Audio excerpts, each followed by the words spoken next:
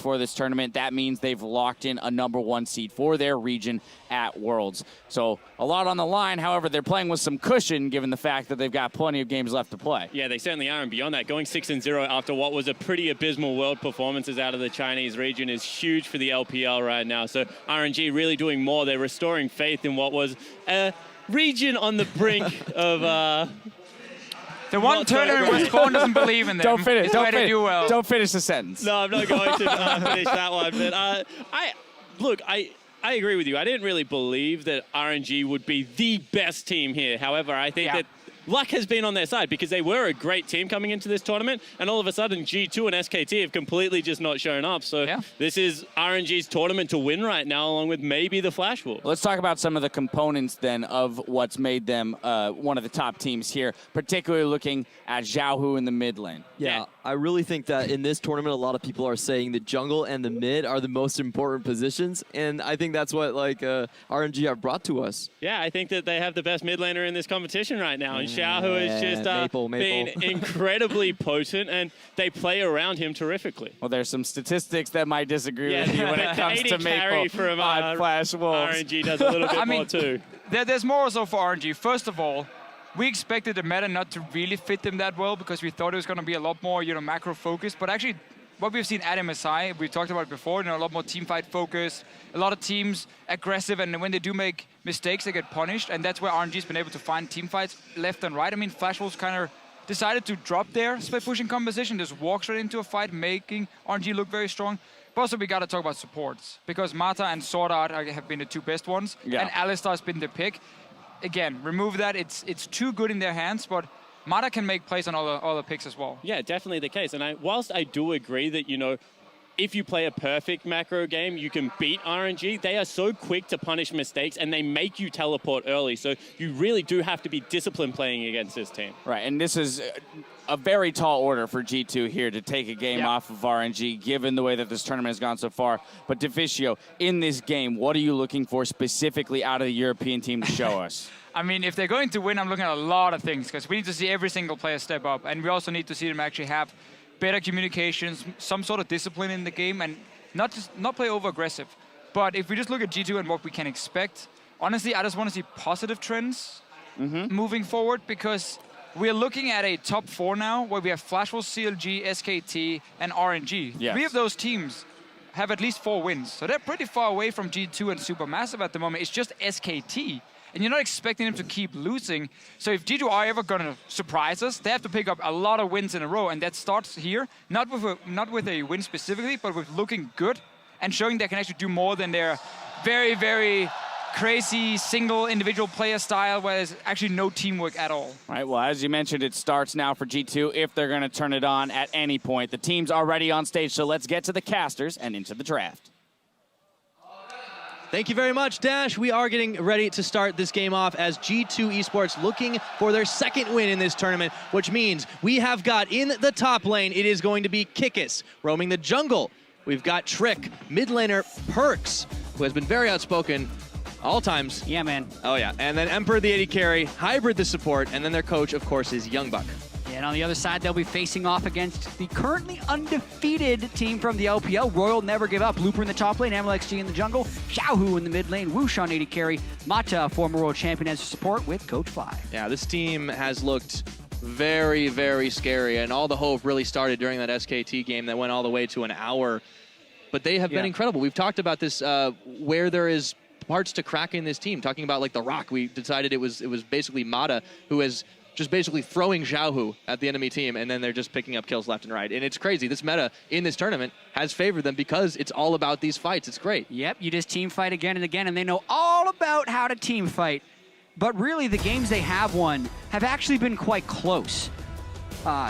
Every single one of them. Coming into the day, stat called gold spent percentage difference, which is the percentage difference of your spent gold throughout the game, was only 4.8% higher than their opponents. So they've been very close in gold throughout pretty much all their games, despite remaining undefeated. Very good at team fighting, very clutch is what that tells me, but it also means they're not unbeatable in any sense of the word. But the real question is G2 the team that may be able to do it? I mean, they've looked so shaky, only picking up their first win earlier against Supermassive, and You know, maybe this is the start of the turnaround, but it is a hell of a team to try to go up against.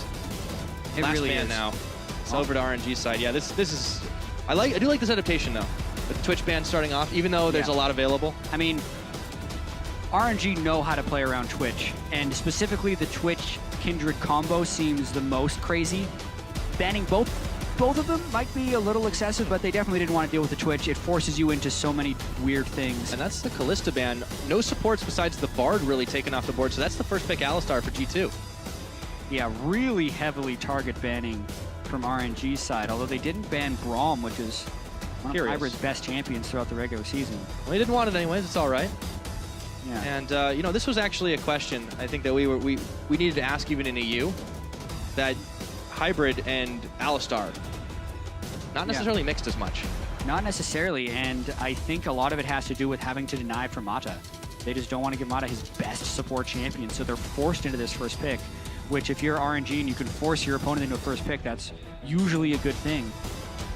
Does give away. The Echo Graves picked up, so we may see the Nidalee for Trick. He actually had quite a lot of success on that, but as we've been seeing in this tournament, it can be a bit of a trap. Yeah, definitely can be.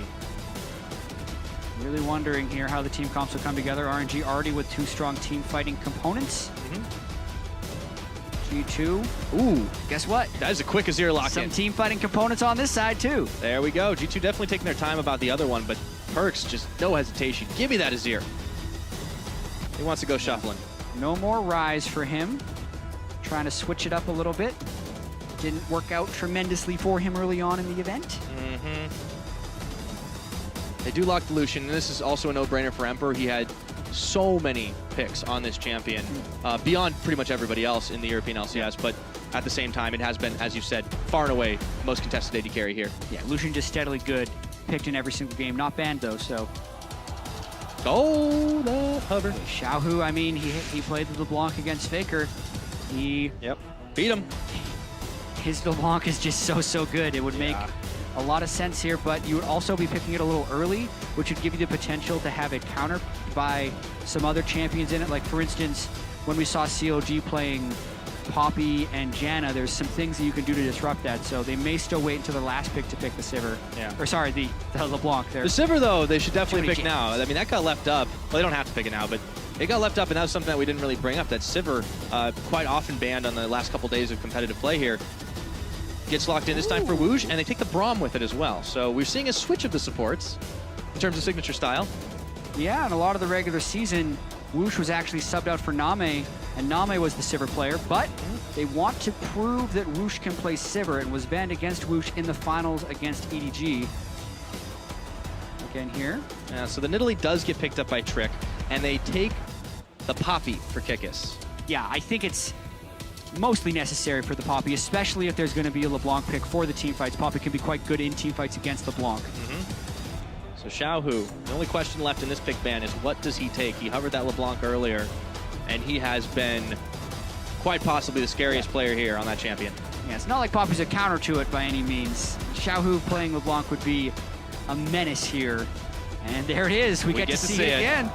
All right. And the crowd is loving this right now. Oh, they should. I mean, he's had nothing but success on it. Really, they're going to be looking to find fights. They don't have super reliable initiation on the side of RNG, but they do have the ability to press R and just kind of run at them and hope that Braum can get something connected.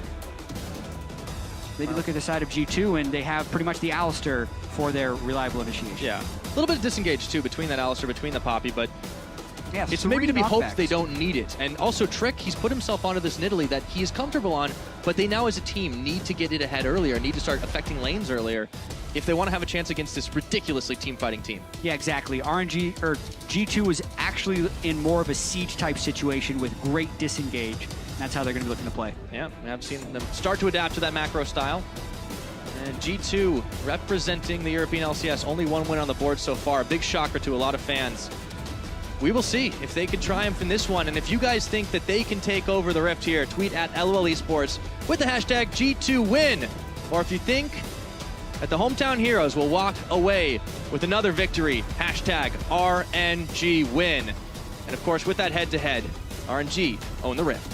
Yeah, we're going to see the rematch of these two teams. Remember, for these two teams, they are only halfway through the midseason invitational, so they will be coming in and starting their second half. And it's definitely not over till it's over. It's actually only half over right now. Yeah, so and we've seen that a lot 1-4 record versus those 5-0 record, both things can change fairly substantially as we see the ownage of the Rift there by the LPL. Home base for them, RNG rushing out the gates to start this one off up against Europe's G2. We'll see what they can get done. So far, so standard. We'll have our line of scrimmage. We got to see COG lane swapping against Supermassive, and that, I think, should be one of the adjustments by a lot of the teams who have lane swapping as one of their strengths as we move farther into MSI here, is they should actually be forcing the lane swaps, and G2 have been complimented heavily on their ability to lane swap, but then also play quickly, and RNG had been criticized. But RNG has also been very clever at level 1 in a lot of games, and this is actually the move. They push up their mid lane and have Xiaohu fight, which gives RNG time to try and sneak into the side brush, but I believe they got caught by a ward this time. Yeah, G2, this time a little wise to the tricks. Perks will back away a little bit early on this. And everything else is going to settle into the good old standard play of the game. We will not see those lane swaps happening, at least not yet. Or rather we might, because Kikis is bot side. And there we go. Yeah. So Emperor and Hybrid are taking this path. Exactly. I think it's in G2's best interest to lane swap. And it's weird because they are technically against a Sivir, which is... Okay, Crepper will probably kill me if I say it's in G2's best interest to lane swap because he loves talking about the 2v2 matchups. And yes, in a straight-up 2v2, the Lucian crushes the Sivir. Yeah. Well, none of these games are going to be straight up, though. But then you could also just factor in the fact that if G2 can move around the map more and force that type of game, that would also advantage them. And at the very start here, they're trying to push him off the red. They might do it. Okay, that's smite. MLXG is able to secure his own buff, but a little bit of harassment there. They will lose out on some of this farm because Wooge and Mata already down in that bottom side doing exactly what they needed to do, which is freezing. Yeah. So Wooge going to be able to farm up, Emperor as well. And even if Lucian and Sivir meet each other later, if they're not exactly in the laning phase, you can still get the advantaged matchup of the Lucian to be able to beat the Sivir in duels. But we do have lane swaps. Yeah. We'll take a look at mid since Perks is stepping forward. MLXG was waiting in the wings, and they pulled the trigger. Oh so quick! A 2.5-minute first blood for MLXG. The level 2 gank! Who does that anymore? Nobody expects it, but Perks is already having a rough time. You know who could expect it? It's Kikis. He used to run stuff like Twisted Fate jungle and run mid lane to first blood people, but this was just standard Graves LeBlanc. Flash in, get the kill, put Perks all the way on tilt if they want to, and he's up here trying to play aggressive because they had just harassed him on red buff, so they didn't expect MLXG to be coming back here, but a really easy gank right there for him with Perks' positioning in lane. Both his summoners too, and now with the swap back, RNG and G2 should be pretty even on the towers, but that first blood gold to MLXG on a Graves, I mean, that's already worrying. I do have to say though, like that is such a weird gank to predict if you're in G2's shoes because especially in the European and North American LCS, lane swapping just felt so automatic by the end of the regular season, where you would split the map. I would call it strong side, weak side, and that's where the strong side is where you have more people. You have 4 people on the side of the map, and you usually just kind of ward it up, and you always cheat to that side of the lane. Well, Perks was cheating to that side of the lane, but didn't have it warded up, so he expected MLXG to be participating in the lane swap, doing the standard lane swap that everyone has done hundreds of times in practice, but they didn't. RNG plays a different game, and it completely throws Perks for a loop and gives RNG first blood. And this is part of why RNG has had such unprecedented success here at the midseason invitational. Undefeated team, and that's already a good start for them going forward into this one. Another thing that's really good is Woojin has got himself not only a CS lead, but he picks up the call a little bit earlier. Okay, so I guess that's not that big different because they pretty much even it out. But still, he was able to get a little bit earlier for that farm, and you can already see the difference. Emperor has not really been able to do much there, and the laning advantage, of course, is completely gone when you're not taking the 2v2. Mm-hmm. Even with the jungle attention to the mid lane, because it was rewarded with the kill, it doesn't set them behind in tempo in any way. I really just have to commend MLXG for sneaking in there and really defying the standard expectations of a lane swap. Now they have a ward there, but it wasn't where it needed to be early on. Yeah, well, Mata's going to find it, and he will be able to clear that away himself, but G2 definitely not going to fall for the same trick twice. Speaking of Trick, where's he been? Yeah, I mean, Down the bot side. He's been doing lane swap stuff. He's been hard farming the jungle while the other 3 people push lanes. Oh, God. 1v1s just keep on happening. The chains are onto Perks this time. He's got still no cleanse here. He's going to have to shift Sands all the way back. Gonna lose out on some farm, but this time he stays alive. Yeah, has to recall immediately, though. Oh, yeah, Trick. Staying safe. All good things. And, yeah, swapping back and forth. So that part's still standard, but RNG still holding on to that first blood differential and the out farm, really, that they've been able to accomplish. Yeah. At this point, you can say G2's idea to lane swap has backfired, and they should have just gone for the Lucian versus Sivir matchup. Maybe they were trying to blind swap up top lane to meet the opponent AD carry, because that happens a lot of times when you're playing Sivir. You're trying to guess and swap away from it, but that was not able to happen, obviously, and RNG keeps even in turrets and then also gets the Rift Herald. So G2, on top of having the lane swapping, which they were supposed to be advantaged on, is losing this one because they give the Rift Herald without being able to take the Dragon.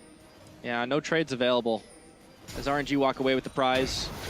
Still holding all the lanes that they really need here, and Xiaohu's still just a constant threat. When you have a 1v1 threat like this, against anybody, let alone someone as talented as Perks, it is just so rough to get ahead here, as Kikis also finds Wooge here, and he can't really do much to counteract him in that one. Spear goes flying, but Xiaohu easily stepping away from it, and the ward is still safe. Yeah, and in this jungle matchup in particular, the Nidalee needs to be able to outpressure the Graves early, because Graves' team fighting is much better later in the game. Trick has a farm advantage over MLXG, but because of the first blood, is actually down 100 gold. But really, Trick needs to continue farming and continue applying pressure to hopefully get his lanes ahead, because that's what G2 needs to do here. Yeah. Well, without standard laning being a thing, he's going to have to find his way into uncharted territory a little bit here with a lot of wards up. RNG could see him coming very easily here.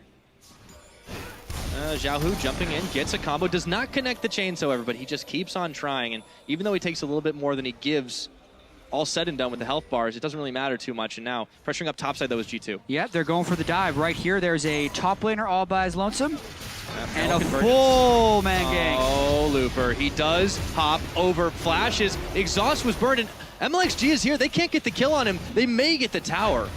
Yeah, and the question will be how much can Woosh get on the bottom side versus how many minions do they have left, and can they even take this turret? Collateral damages, it helps clear the minions a little bit faster. They can't get the turret off of it. G2 get nothing. Oh man, and they have to worry about the other lanes. Yep, Xiaohu going in again, and Perks was burning down, but not enough damage dealt. He cannot stay in this lane, and Mata and Xiaohu have a massive wave to push. G2 are back up top, though, to try and answer. Yeah, they are able to keep 3 people up in the top lane, so they can get that top lane turret, but Woosh will be able to get a whole bunch of damage on the bottom lane turret, and most likely take it since Kikis burned his teleport to get up there in the first place. Oh, man. Not quite 2 for 1 in turrets since the mid was saved. Perks didn't actually back on that. Yeah, he actually took a bunch of heals from Trick so he could get the blue buff before recalling. Maybe worried about...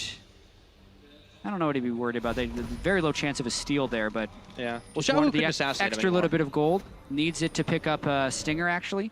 Hits a breakpoint. He's coming back to lane with only 25 gold, so... So G2 definitely really put to the test here, and RNG, in G2's credit, have not extended the gold lead past much what it was before. It's 500, 600 now. I keep saying it, and then it keeps changing slightly. And RNG, despite their efforts, they still just got the 1 kill up, but it's very early. It's not even 10 minutes into this game, too, so they're still on the right track here, and G2 are going to have to find answers, especially when they need to stop this late game from happening. Yeah, and right now they're going to try and punish Xiaohu for getting so aggressive because he's trying to style on Perks, but G2's here. Oh, and they turn, even covering all the angles, knocking him up and about, and Trick will get his first kill of the game. To answer back, Emperor finding MLXG in this bottom side. Culling is on, heal is on. MLXG's tanking it all. He just doesn't care. Oh. The shotgun is mightier than the pistols. Warrior completed, point blank Graves. He just blows Emperor away, but Xiaohu had gone way over aggressive in the mid lane, and that's going to be a bigger win for G2 on the mid side of the map. Yeah, they do grab themselves that outer turret. So as we get closer to this 10-minute mark, start to test and feel the waters about. G2 get 4 turrets, RNG have 3. And it's 1 kill to 2. RNG are not immune to overstepping their bounds. Absolutely, and we know G2 can play fast. Spawn like to call them a Chinese team of Europe a lot of the time. But He's not wrong, that's for sure. yeah, they were by far the most aggressive team in Europe as far as combined kills per minute. And now Looper also seems like he's not there. G2 capitalizing on a lot of stuff. Yeah, they jump right for him, and Hybrid gets a combo, but there's not enough damage to finish him off. And with Xiaohu and Mata on their way, they think it best to back away from this one. This is also the adaptation that we have seen, though. G2 not blindly over-aggressing.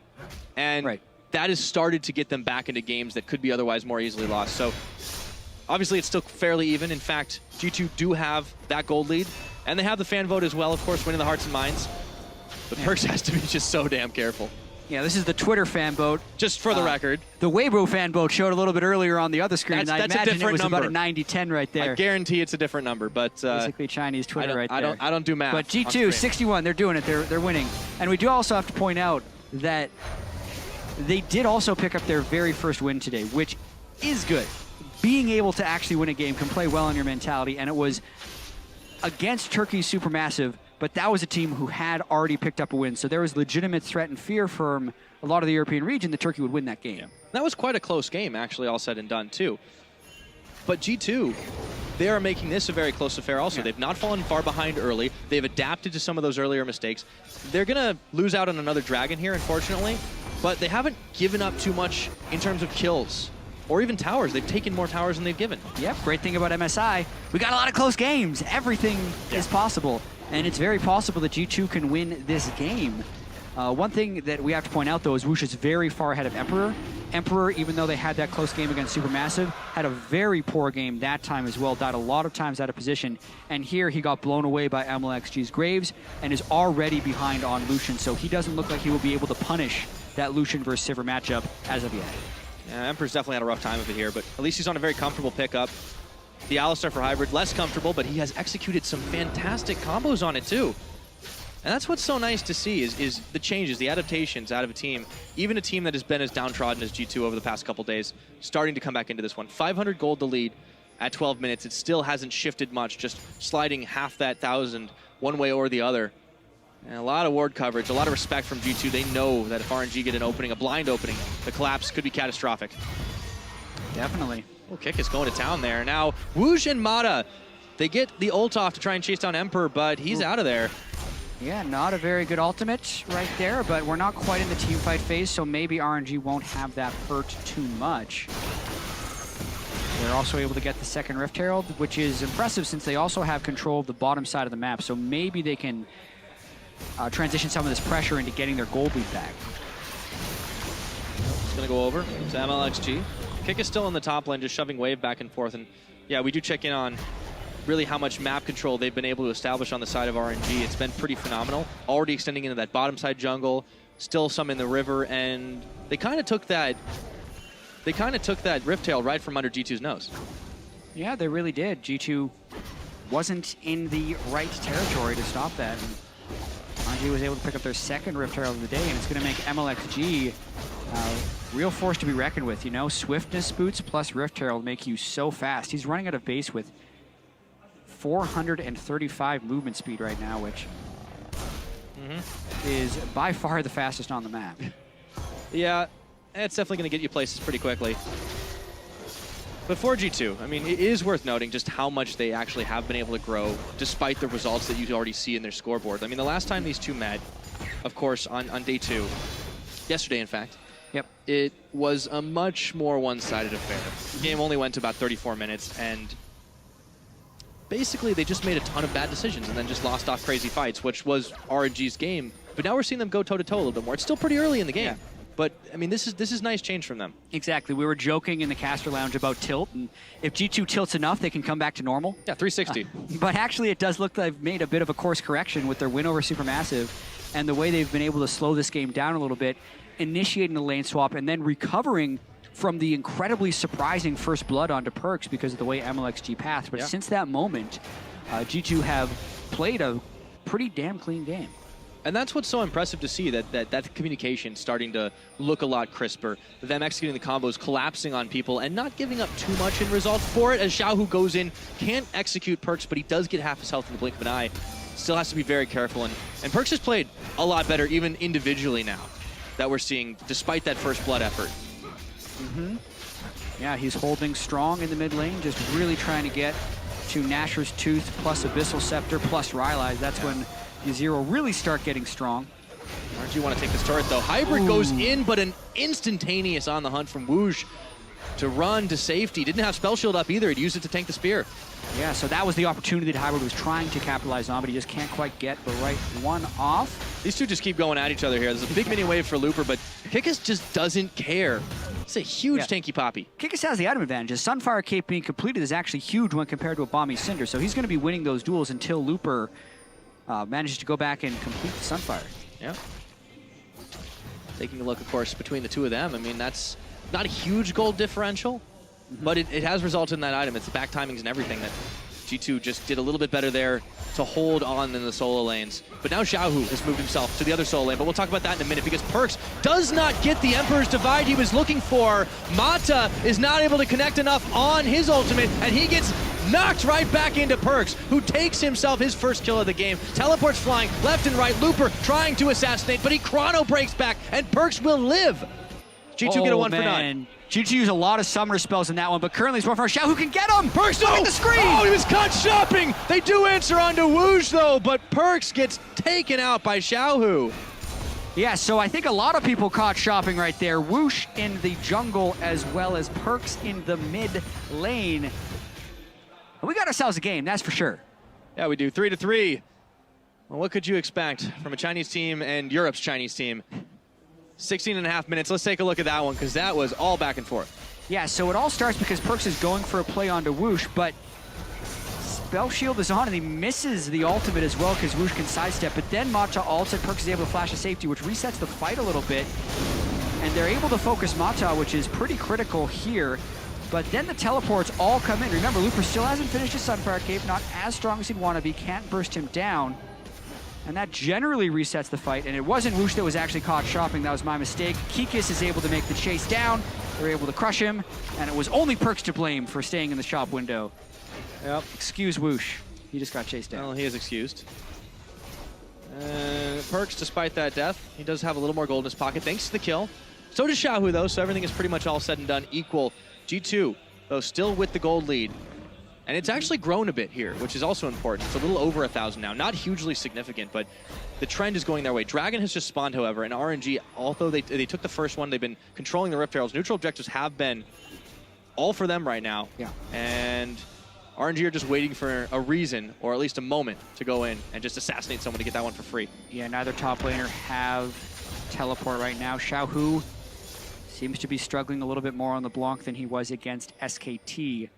G2 is looking very hard to punish him when he goes in for fights. And they're keeping Perkz generally safe. Dragon started. Yeah, and it's actually Looper who is here, but Kikis who is not. Xiaohu's around the back to try and flank. That's the LeBlanc pressure, is kind of zoning G2 out. Does not get the steal off, and Xiaohu even holds for a moment. Now he turns his attention to Perkz, and that health bar is almost 0. Whoa! G2 have to get out fast. Mata completely whiffed his ultimate there, but RNG's going to continue to press on a little bit. Still very scary is Xiaohu, but RNG do not execute the fight as well as they'd like. They do secure the Dragon, however, despite a valiant effort by Trick, who then looks to chase down MLXG. And his spear actually hit MLXG because he smote the big Raptor. Not necessarily related to that last fight, but Trick has had a Dark Seal for about the last 5 minutes. It's probably the first time I've seen a Nidalee build the Dark Seal. It's not synergizing much. It's helping his refillable potion a little bit. And maybe at some point he's hoping to snowball this game with the Soul Stealer, but I really don't like that buy. It's just kind of wasted gold in his inventory at the moment. Yeah. Well, at the very least, he does manage to get his Rod of Ages, too, so he starts stacking that up. Maybe a bit later than he would have liked because of it, but... Just stack as many things. Yeah. He should buy a tier next. Get all that deferred power into his build. No, Nidalee needs to take over the game early. Yeah. And you don't need a Dark Seal to do it. He's working on his Rylai's, which I think is the proper build after the Dark Seal, which shouldn't be there. Yeah. G2 still, despite the setbacks, have managed to hang out in the front with the gold, but things start changing when neutral objectives start meaning a lot more. 2 dragons to RNG. They've gotten all the Rift Heralds. Baron is about to spawn. And RNG maybe don't want to take that quick, but with all the map control they've exerted, it's going to be hard for G2 to contest. Yeah, RNG don't actually have the best Baron team as far as how quickly they can do it, which I think will give G2 a little bit of breathing room. Also, G2's been able to get all these wards up around the Baron pit. If you're thinking about who's actually got a better Baron team, it's G2. Nidalee can speed up the attack speed of either Lucian or Azir, and Azir is one of the best Baron killing champions in the game. Plus, So- they've got Kikis to be able to knock out anyone who attempts to smite steal. It's still Exactly. very risky, though. And, you know, G2, they've been burned by so many of these games so far that have been risky plays. Not just risky plays, but a lot of that just sunk them. And I think they might think twice about this one. It shouldn't be an early Baron game, that's for sure. But Xiaohu, he's still looking for picks. Oh, good ward down by Hybrid. It's going to get cleared, but I mean, he needs to keep looking for picks, but G2 is also very cognizant There he of that goes. fact. He didn't get a one-shot. Trick is Nidalee. He can heal back up. It's Siege is on, looking though. pretty strong for G2. They're setting up a siege. This is what their team comp wants to do. Yeah, it's what we talked about in picks and bans right now. And just keep denying the insta-kills here. Hybrid does have the chains on him, but RNG seemed a bit hesitant to go all in on this one, especially with the Azir turret. Now Kikis around the backside just walked it, and he forces Xiaohu away. Parallel Convergence is on. Sivir Hybrid and popped. Trick, they're a little bit caught for a moment. Perk's going a little low in this one. He flashes, and they get a heal on him, but they turn for Xiaohu. He's not going to be down just yet. Emperor's Divide to push him back. Poppy looking for the chase down, and this fight is incredibly messy, but nobody dies. How does that happen? Everyone's alive. Xiao gets out with the sliver because he can elude Kikis, who flashed over the wall to stop him. And that kind of goes to show a lot of what we're going to be seeing in this game. G2 trying to set up a siege, RNG pressing the go button in Sivir's ultimate, and Mata burned his flash on top of it to try and get the ultimate down to stop them, but they still couldn't get the kills. Yeah, it all started with this bit of a pincer that G2 found themselves in. Exactly, so the Blanc is down on the bottom side, and Xiaohu and Hybrid gets chunked out, but he pops his ultimate off. The Poppy ultimate doesn't actually stop them from coming in, and the Braum ultimate kind of bisects the fight. Miraculous that Xiaohu can get out of this one. It looks like Kikis. That's the Blanc for you. Yeah. Not as miraculous as I thought. He just pressed his buttons right. So Xiaohu eludes death yet again, but G2 and RNG both very trigger happy with these summoner spells, and really, really close fights all around for both teams. But credit to them for not losing a man, either side, and that is a decent bit of damage for MLXG. Yeah, and you look at how much damage RNG did in that fight. It's tragic for them that they didn't actually pick up a kill with all of that. Right? That's at least 5,000 damage for all of those guys combined, and wasn't enough to take down a health bar. Their focus, they weren't able to lock down someone, and that's one of the flaws in their team composition. I think it's why they tried to pick a Sivir, because they were seeing G2 had very good siege potential. They think, crap, we need engage. So they picked the Sivir, but it actually wasn't enough in that last fight. Yeah, now this tower with MLXG having to back in the top side goes down, really without a whole lot of hassle. Looper looking to try and flank around the side, but nobody's really in position to do this, so G2 get a free objective. Yep. And we say free, but they work for that. Like, that was the second or third time they tried to siege they up paid a that couple installments earlier, but then they got to collect on it. But Perks now, look at how low he's going in this. He sends the Emperor's Divide, but Wooge sends him all the way back to base the long way. Now Emperor trying to hold on, but Mata with the Unbreakable will mean that this turret does not last very long there. And 300 is now the goal lead for G2. Not much. Yeah, and that's the cost they paid for that mid lane turret. It was free at the time of purchase, but there was a payment due the next week, and they had to pay with their own turret. They'd used the flash previously on their other siege attempts, and then when the Sivir ult is popped for the next time, they don't have the flash to escape, and Perks was also a little bit too far up. I'm never buying anything on credit again. It's really just, it's not the logical thing to do. No. So Perks goes down in that fight. He's 1-3-1. Still definitely not his worst performance, and they are really gunning for him here. Let's see how this happens. Xiaohu goes in, half his health's gone, and then the rest of the team arrives. I mean, really how it happened is the Perks was just where he shouldn't have been. The rest of G2's team was spread out around the map, Poppy top lane, Alistair in the river, and Perks was up there with no flash. He should not have been there, and that's not a play Perks had made much in the regular season, but it's becoming all too common at MSI. This is true. So still a lot of errors, a lot of mistakes, positionally and otherwise, but we'll see if they can maybe capitalize on Xiaohu's mistake. And they pin him into the wall, not escaping this time. Trick with the auto attack will finish the job. And now the Dragon started for G2. This will be their first. This will definitely give them some fighting boost. And that's an example of why Poppy can be very good into the LeBlanc. Good choice there for Kikis to have it up, gets onto the Blanc, which is a fault to Xiao, who couldn't escape quickly enough and also didn't have the team to back him up. But it's a constant battle of Xiao, who trying to get in flank position for these fights against G2, as G2 is very good at knocking people away from fights, and they even it up once again. Yeah, not much RNG can get out of this. They try to do a bit of counter jungling, but not able to push on towers. You can still see Emperor and Hybrid pushing on that bottom side. It's going to be a couple of tower trades. Yeah, Xiaohu's still dead. Wu's trying to push up the mid lane. Maybe they can trade it, but they're so far behind in the tempo of this play. It would continue if they go for this. Wu's just trying for it, but it's going to be really hard for RNG to defend their inhibitor turret, most likely losing it because they didn't all recall once. Cold feet for RNG, but they hesitate too long. This is going to be an inhibitor turret. Xiaohu looking for a hunt on this one, but that's down 25 minutes in, and G2 are looking for the first inhibitor of the game. This is just like MSI right here. G2, though, overstays a little bit, and they're trying for a fight. Yeah, but you can see G2 collapsing altogether. A teleport in for Kikis. Now they will finish this one off, but will they pay for it dearly? Inhibitor is taken. Xiaohu around the side, still looking for this pick. MLXG just finished his back. Yeah. G2 just got away with burglary. They're all fake initiations, so G2 knew that MLXG wasn't there because when Kikis teleported, MLXG was actually right beside him. So when they popped the Sivir ultimate, G2 knew they weren't going to fight. They could finish the inhibitor. It was all a bluff, but G2 already knew their hand. You can't bluff if they know your hand. Yeah. RNG loses their inhibitor because of some bad strategic calls, late recalls, and now they're going to try and make up for it with the Baron. But remember, they don't kill it very quickly. No. This is on G2 to recognize the space on the map they have just left, and they have to get there. Trick is racing for it, but Xiaohu's around the other side. Baron's already down to 3,000 health here. No one's coming in time just yet. Trick has arrived, but they are collapsing around him. This time he flashes away. Baron is secured here by MLXG, but the fight is not over yet. Most of RNG escaping. Xiaohu is on the wrong side of the map, however. Let's see if they can at least get the consolation prize. That is how you do it right there, and maybe Xiaohu can be LeBlanc. I don't think so this time. He nearly takes Trick with him, though. So Baron power play to RNG, but they lose one man for it, all said and done, and the inhibitor's already down. This game just keeps getting more and more interesting, Jet.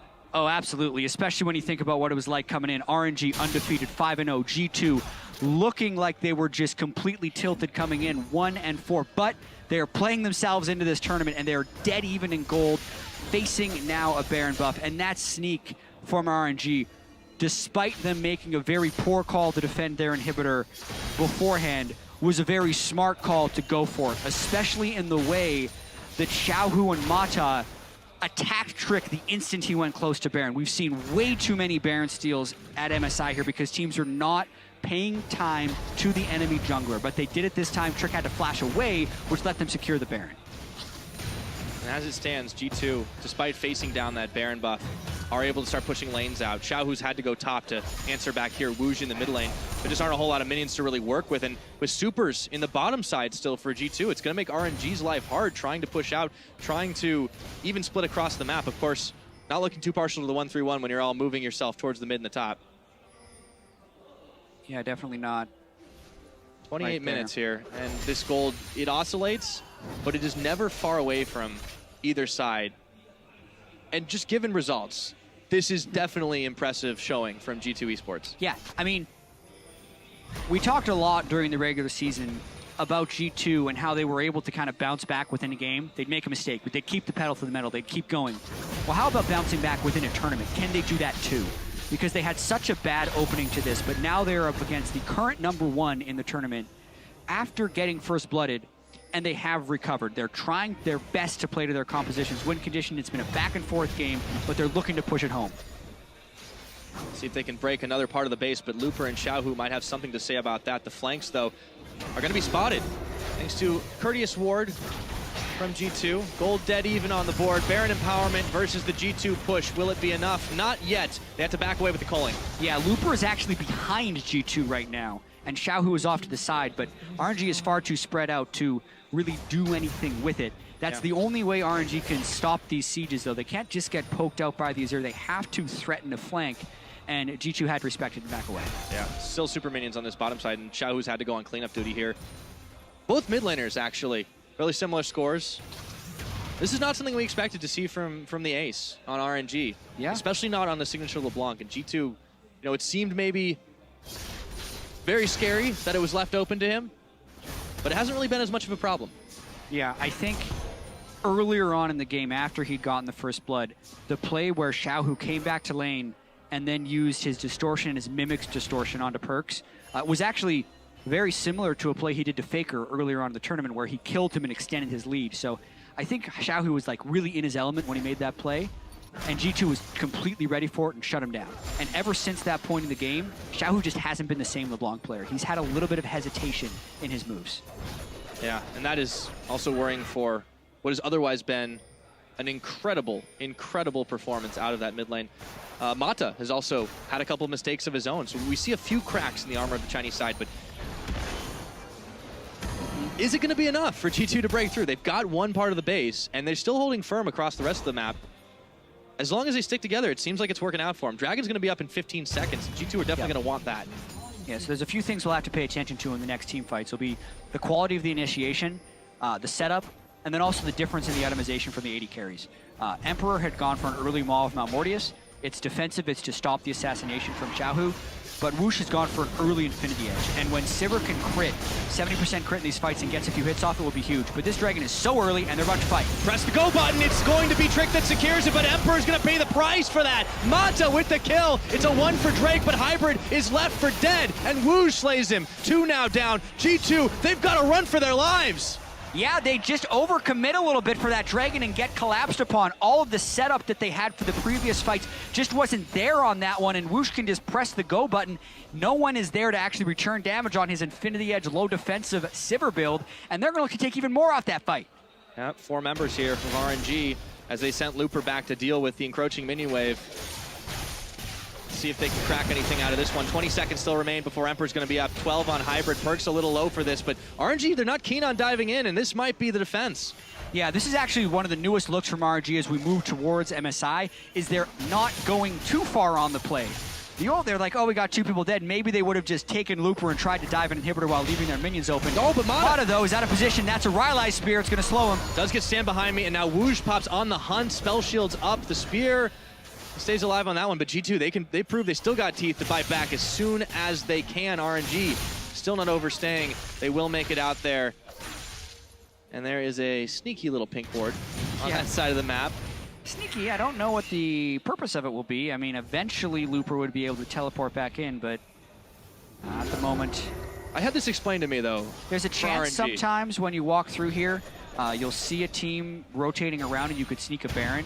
So if they don't clear that ward and they're still messing around red buff, RNG could potentially seek another Baron. That would be the highest use for that ward. Yeah, it's very possible. Looper's going to get his back on as Kikis is clearing out mini waves. Still a naked inhibitor in that bottom side, and no such thing in G2 space. They've still even got an outer there, or an inner rather. Maybe not for long as Xiaohu crashes a big mini wave into it, but G2, they're already back to siege mode. Right, and here we go. One of the reasons this game is so low in kills is because G2 has so much disengage, but you have to imagine eventually this game is going to crack itself wide open, and they're going for it again. RNG have some pretty powerful items right here if they're able to force a fight. And Kikis is also not here, so his arrival to the fight would be delayed, and it will be harder for him to disengage with Poppy ult. There's a whole load of wards, though, that he does have to be able to get into this one. Azir turret self-destructs, or gets taken out, rather. Still the siege commences, continues. RNG just looked for an angle back into this one. Looper having to dodge and dive away from Emperor. Baron's going to be another factor again in a minute, though, and G2, as you mentioned, have a very good Baron team to try and force RNG out of their turtling. The amount of knockbacks G2 have is very high, and they also have good execute damage from the Nidalee, and they also have really fast Baron taken with the Azir, so that's why RNG has to move up to check this. But RNG kind of just want G2 to be posturing, honestly, so they can get a fight around the backside. Yeah, G2 started to force them their way into that jungle. Pulverize is down. Nobody wants to check too far forward. Mata does take a little bit of poke and harass. Kikis might be wandering into the trap here. He sees MLXG and Woosh. Presence is down. Xiaohu might want to get poke in. There are Azir soldiers. Mata goes in. Mata gets the fissure. Emperor's defied, but look at Perks' health bar. He has to get out of there. And Hybrid flashing away. Abort mission. Kikis with the windup on the Poppycopter, but nothing's going to come of it. Looper's still looking for more. Steadfast presence. Kikis able to push them back. This fight is so scattered right now. Hybrid is way away from home, and Woosh is trying to chase him down. But that was just a disengaged fight after they couldn't get it. He's trying to execute. He might be able to. Nope.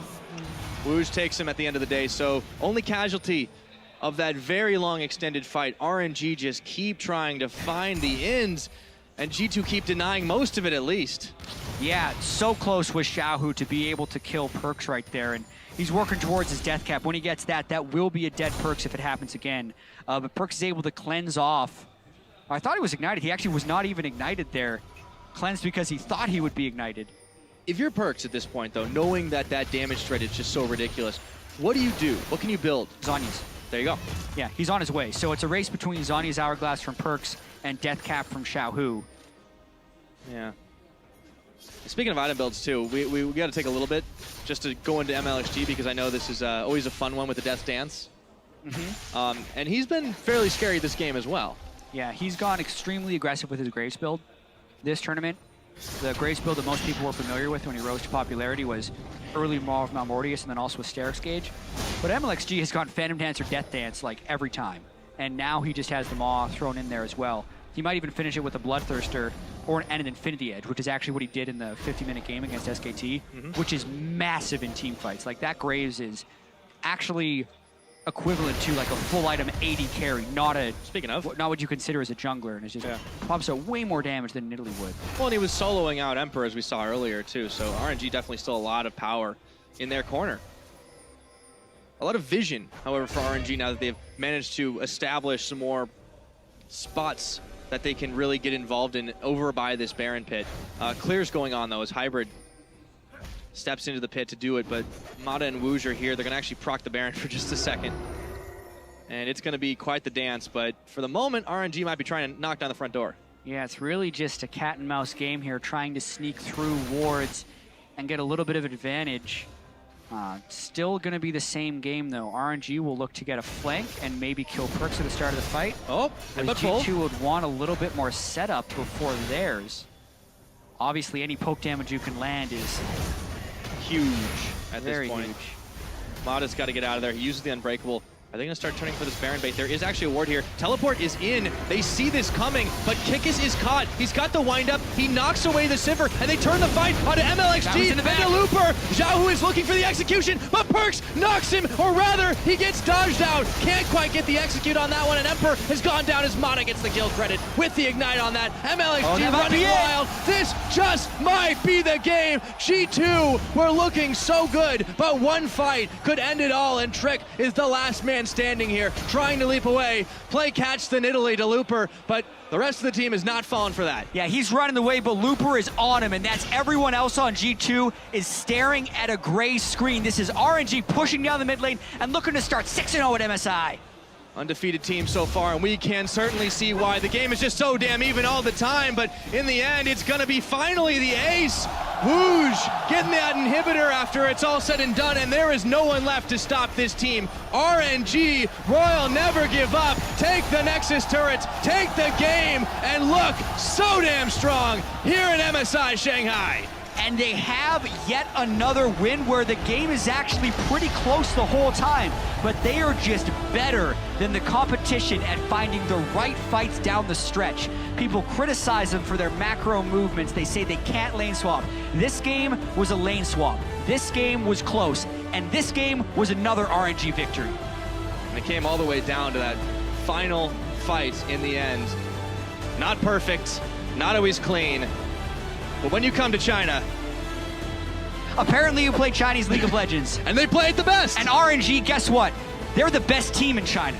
And they still are. Everyone included in this tournament so far with the 6-0 start. Magnificent performance. And for G2, it's a heartbreaking loss. But despite it, we are seeing the improvement. It's true. We're seeing the improvement on the Rift, but it doesn't show when their Nexus still falls, which has got to be crushing for these guys because this was a chance for G2 to get back in it. Really, the disaster scenario for them is they finish 5th or 6th. And with CLG sitting at 4 wins, Flash Wolf sitting at 4 wins, SKT sitting at 2, but is still SKT and expected to improve, it's getting really difficult for G2 in their last 4 games to make it into the bracket stage. Yeah. One saving grace, they did manage to pick up the win over Supermassive, so we'll have to see. And they've still got one more left in their pocket. But you really can't call anything. It's ridiculous how these games have gone. Yeah, even this game could have gone either way. RNG played a lot better down the stretch. G2 was never able to set up the right siege because the Sivir pressure along with the Echo and the LeBlanc flanks was just too much for them to keep track of. And then right at the very end, LeBlanc was a menace in that last fight. Xiaohu, like we didn't really get to see it off the screen, but I mean, Kikis went to try to zone him out. It basically took the Azir out of the fight, and then that just allowed Woosh and his Infinity Edge Sivir free time because both the solo laners were essentially occupied, and it was a very strong fight for RNG. Well, what's so nuts about the final fight is the fact that we get Woosh completely out of that fight because he gets knocked away by the Keeper's Verdict, and then it's a 5v4, and Xiaohu's not even really in it, so it's like a 3v5, and then he comes in around the side, and then you've got all the trickery back, and RNG still win it. And these guys are just so damn good at fighting. I mean, they thrive in those messy fights. They thrive in the fights where everyone's just trying to join it. And Spawn talks about it on the desk all the time. Like, they force you into these fights because they're willing to go for them. And it hurts the teams that try to get these long, intricate setups with the multiple wards and make sure you get the double TP on the right ward and make sure you can go at the same time because you don't have enough control over the game to set up that play. And it's time and time again so far at MSI here that RNG has been able to take the control away from the other teams and bring them to RNG's level, and they win it. Yeah, and I was almost going to say, like, it seems like RNG might be playing to their opponent's levels. It's that they're dragging everyone to that level that they play at, and they can beat them because they know. They're making it an LPL game. I mean, even against Supermassive, it was kind of back and forth. People were like, oh, I don't know if they could play a clean game against someone like SKT, and then, well, they could, and they continue to play these games, and they're 6-0. Yeah, I mean, it took an hour, but they were able to do it. It's just been super crazy how they've been able to pull these results off consistently. Very, very well played by them all across the board. And, you know, there's hope, even still, for G2, for all these other teams, but it's going to be real hard to get through RNG. Yeah, can't wait for the last 2 days of group stage. Yeah, so there we go. All right, then. Well, I guess that's all about it. We are still going through this as everyone is actually...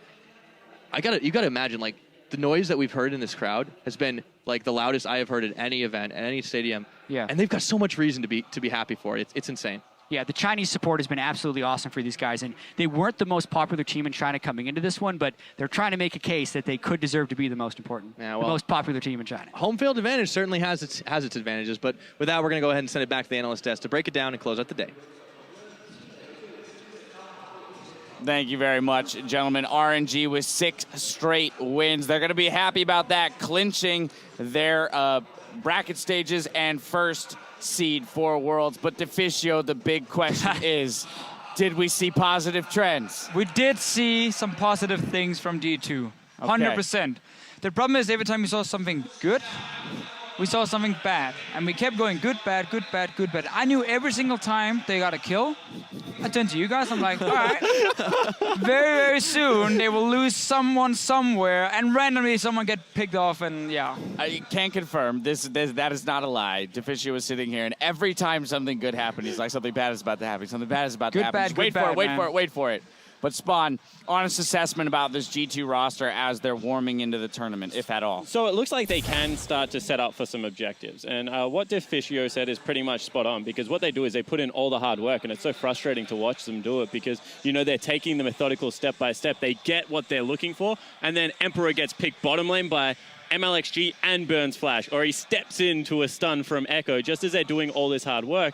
And the problem is when you do that against teams like Flash Wolves, against teams like RNG, you elongate the game. So all of a sudden what was a 1,000 gold advantage goes to a 600 gold advantage, and it puts an extra couple of minutes on the game. And then they get you in this one late game team fight around Baron, and they just beat the absolute heck out of you because they're a better team fighting team than you are. Yes, here's an example where we saw them be out team fought. That's where I want to turn to you, Clement, with RNG. You know, Jat and Pyro were talking about a little bit this idea that they can play to or they force you to play to their level. They force you to play the Chinese game. And again, we do see that everywhere from SKT to Flash Wolves to Supermassive and G2. Exactly. I think they just engage so well. There's not many teams in the world where you can see them pulling off 3 or 4 flanks at the same time. The last Baron fight, you could see them coming in for 4 different directions. Like, Emperor had nowhere to go, and Kiki's just couldn't peel for the right carries at the right time. And the way they held off the sieges, I think, was absolutely brilliant. They would have the Echo behind, put a little bit of pressure, and then everyone take out the Azir turret and then fall back and then try to do it over and over again. I think G2 showed a lot of progress. They had a lot lot of good pushes, but they could never take it to fruition. You speak of that final fight. Deficio, I want to throw it to you. We have a replay Why do I have of to it. talk about it? We have to watch it again. Fine. Right. Well, roll because it. it's something bad, right? Yeah, this was after some good things. We obviously got the bad one. The start is actually okay. MLXG gets knocked into the wall, but he's still a Graves late game. And here's the problem. They go all in for Xiaohu on this LeBlanc, but he managed to escape, and now you're split up. And this pick composition with a LeBlanc from obviously RNG and this style where we get these messy fights and each player can kind of win the fight on its own, it's exactly what they want. So as soon as that little engage on Xiaohu misses, the fight is basically lost for G2, but it's really, really close. And AD carries around the world are sitting there looking at RNG saying, I want Wush's job. Because people are trying to kill Xiaohu. People are trying to kill MLXG. Like, Lupa is so damn annoying, and Mata is just always stalwart in his defense of his AD carry. And Wush just lights people up that whole time. Like, no one is hitting him. Speaking about MLXG, early game, I actually feel like he does a lot of work for RNG, especially in this game. Because we have that lane swap, which technically is a good thing for G2, because it means at least they will be even with RNG. But what ends up happening is that G2 is so used to playing the European lane swap where no one takes any chances. It's all about pushing that tower. You never want to miss just 2 seconds on tower, so you never roam. Randomly, MLXG level 2 ganks mid lane. It's not random. They saw him at Wraith. He is definitely on that side of the map. According to European lane swap, randomly he shows up, okay? Later on when they make another rotation and Emperor is in the bottom lane, MLXG sits in the tri-bush, gets another kill. And these kind of plays is what I want to see from teams back in the EULCS when you try to break the habit, really. It doesn't have to be so stale and the same every time. And that's why G2 gets so surprised. I hate to break it to you, Deficio, we're not in Europe anymore. No, it's we'll be time at some to start point. working outside of the European lane swap. Clement, final point here is... It was actually a positive thing, by the way, for RNG. Man. It is a very positive thing for RNG. I want to look at the jungle meta and the way it's developing, because we've seen Nidalee coming into the tournament, tons of priority placed on Nidalee. Still a lot of priority placed on Nidalee as a champion in terms of pick ban. However, not finding nearly as much success as we would have imagined. So do we expect this pick to kind of fall to the wayside as that kind of pokey, farm-heavy jungler? Yeah, I do think so, because coming into the tournament, a lot of people were saying Nidalee was a must-ban for purple side, must-first pick, just because Kindred and Graves obviously got a lot of nerfs hit on them, 6.7, 6.8. But now we're seeing that Kindred is like 8-2 in the tournament, and Nidalee has not been doing so well here. I really think like the Graves, like the early burst damage, like people like Karsa and MLXG play it so well. That level 2 gank from MLXG there was absolutely amazing, actually. I thought there was Flash snowball cleanse, fast. but still securing the kill. One thing I do want to caveat is we still have a couple of very good Nidalee players, and if it does fall to the wayside and people don't prioritize it, MLXG will pick it up, as he did versus CLG, and eventually make you play for it. Nidalee played at the highest level, at least in my opinion, is still one of the best champions in the game. Well, again, as long as the meta fits Nidalee. Again, that's the whole problem about this tournament. Everything we've seen in almost every region except for the LPL has changed, because Nidalee coming into this tournament was used as this high-pressure jungler. You don't really gank lanes, but you keep invading into enemy jungle. You have pushing lanes. You set up tower dives. Again, you force people off towers, and you can technically even play a game where you never have to team fight. You just take every single objective on the map. You snowball out of control with a high tempo. But here at MSI, we don't get these kind of games anymore. We've seen like once, and that's why Nidalee never finds really a place, because it's team fighting. Then Graves and Kindred are just much better. But QG still play Nidalee. They're one of the best team fighting teams the LPL has. I mean, when you look at RNG, they play Nidalee. Snake play Nidalee. This is not a new pick. No. Teams. It is by you no just means have to go new. Rylai's, Zhonya's. Stop building Rod of Ages on Nidalee. You cannot team fight with it. Even then, if you look at the LPL, during the season with the team fighting teams, the Nidalee is never the reason you win a late game team fight. She might get you there where you can start team fighting, but she will never win it for you. And that's been the problem here. All right. I almost regret asking the question. I didn't realize it was going to set you guys off so much. No, it's a fun topic. No, it is. Yeah, it's important information to be known. Well, RNG picking up the 6th win of the day with more than half of the group stage behind us, though. Let's check out how the teams stack up. Royal never give up, undefeated at 6-0. CLG and the Flash Wolves are locked up in second at 4-2. SK Telecom T1 2-4. That's a surprise. And G2 Esports and Supermassive tied at 1-5. I mean, gentlemen, again, we've hit on this all tournament long, but if you had told me that this is what the standings were going to look like at the end of day 3 of MSI 2016, I would have called you crazy. And RNG are supposed to be inconsistent. Like, even when they're great, they are inconsistent but great. And to see them consistently win 6 games of League of Legends back-to-back, even if you are the most diehard Royal Never Give Up fan, that is a big surprise. And I think the biggest thing, the scariest thing for me was the point you made earlier, Deficio, about for these bottom 2 teams that are looking to still possibly make a run into the bracket stage, the team that they're chasing is SKT of all teams. What is up with that, Clement? I think they're definitely going to rebound. Like, SKT, they're coming in, they're kind of tired and sick, and I think a lot of the teams have identified Blank as a weak point. The Chinese teams, the LMS teams have been calling out Blank for being a weak point, and they are going to attack him in the jungle consistently over and over again. Well, that being said, Bengi is here. Is there a possibility? Do we think that that's a place that SKT and the coaching staff should stretch towards in order to turn things around? I don't think it hurts to bring him in, at least for one game, you know. Let him play one game. If he has a poor individual performance, maybe you have to go back to Blank.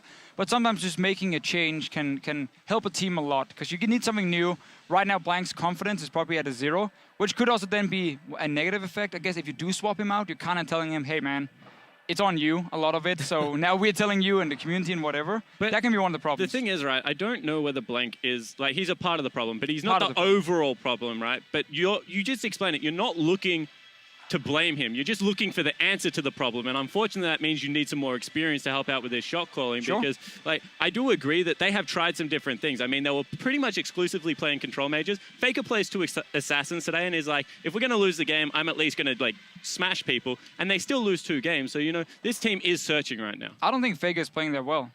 I mean, yeah, we can blame Blank all we want. I think his LeBlanc game was fine. I think he had good picks on LeBlanc. I think he had very poor team fights. Yeah, I completely agree. Well, we've had 6 fantastic games today. We've got 6 more tomorrow. The action in Shanghai returns tomorrow, starting with a rematch between G2 Esports and Supermassive. Then China's Royal Never Give Up gets back on the Rift against the LMS's Flash Wolves. And we'll see SKT versus CLG round 2. Of these matches tomorrow, gentlemen, ones we're looking forward to the most. Game 2. Game 2? I think it's easy to call right now, Clement. You have to agree with this as well. RNG versus the LMS's Flash Wolves one more time. This time, at least, Maple at least gets a counter pick. So let's see what happens. You know, funnily enough, RNG has to play both LMS and NA tomorrow, the 2 next seeds. So it's kind of an interesting preview of what might make some very interesting semifinals or finals for this tournament. And also for RNG locking in number 1, basically, if they manage to win these games. So no one can catch them. They guarantee that top seed as well going into the semifinal.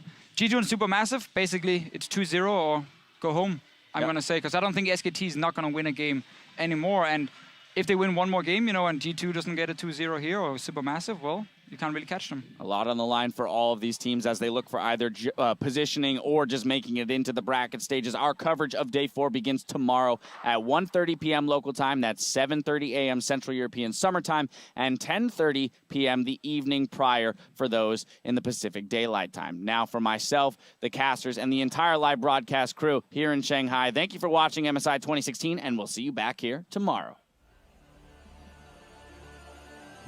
It's RNG undefeated at 4-0. Flash Wolves 3-1. Whoever wins this game will hold on to first position. Lupa survives for a few seconds longer. Flash from NL. Flash Wolves are looking for another one. Lupa is still alive. Here comes Lupa for the first time in this game. Finds no stun. But the verdict is Flash Wolves, you will be defeated.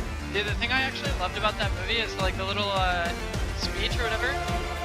When they say that the wolf is as strong as the pack and the pack is as strong as the wolf. I got Let's go. I'm gonna ELT.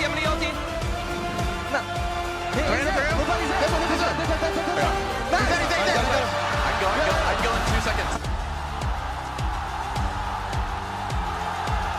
Come here. We have to base together. 6-6 on the front line. Flashes. He's down. There's no more damage from CLG. But who he's the one that has to do it. He's being jumped on by Duke. They've managed to kill Bang. Both ADCs are dead and CLG in a numbers advantage. They're looking for Faker. They've got him. And Counter Logic Gaming scoring magnificent win for America. It's Kickers that gets a kill secure. Stormage is caught amongst a plethora of G2 members. And the Emperor's Divide sends Supermassive into G2's waiting hand. G2 Esports had to dig real deep to take down Turkey's Supermassive. Here, Cards here. Oh my lord, he gets it. He stole the Baron away, and SKT starts coming apart at the seams. Nice, Okada. He's taken out. That's a chance, but Maple sinks the divide, and MMD sends him flying back. Faker's push back, the double kill for Edo. Flashwolves have done it again. Trying to finish, piercing light, double tap. Oh, they're stacked already. Sticks, they taking that shoe down. Pushing bottom. You go back mid. Huge! Backwards, and that is everything for CLG. Massive kills, massive win, and a super massive victory for the North American side. Mata with the kill. It's a 1 for Drake, but Hybrid is left for dead, and Wooge slays him. 2 now down. G2, they've got to run for their lives. Royal never give up. Take the Nexus turrets, take the game, and look so damn strong here in MSI Shanghai.